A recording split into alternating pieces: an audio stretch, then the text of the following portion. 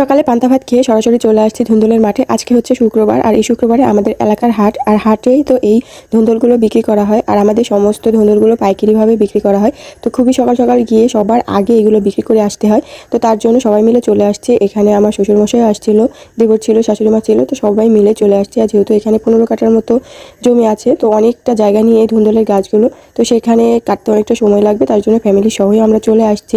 আর এর ভিতরেও ছিল কিছু কুমড়ো গাছ, তো কুমড়ো অনেকটা সুন্দর ধরে আছে, তো সেগুলো পরে উঠাবো, তার আগে ধুন্দুলগুলো উঠিয়ে নিই। তো এই তো উঠানো সারা এগুলো কমপ্লিট হয়ে গিয়েছে। আর এখানে এগুলোই না অনেকটা ছিল, তো সেগুলো সমস্তটা নিয়ে বাড়িতে এসে এখানে মেপে নেওয়া হয়েছে। এই বড় ক্যারেটে ছিল 24 কেজি, আর ছোটো ক্যারেটে ছিল 12 কেজি, তো সমস্তটা মেপে নিয়ে চলেও গিয়েছে। আর এদিকে এই যে ঢেঁড়স নিয়ে আসছে, আর ঢেঁড়সগুলো বেছে রেখে দিলাম। তো আজকে ধুন্দুল বেচে আসছে প্রায় 10 টাকা কেজি, খুব একটা দাম নেই, আর ঢেঁড়সের দাম তো নেই কেউ, প্রায় 7 টাকা 8 টাকা কেজি। তো ভিডিওটা আজকের মতো বেরোতে, আল্লাহ হাফেজ।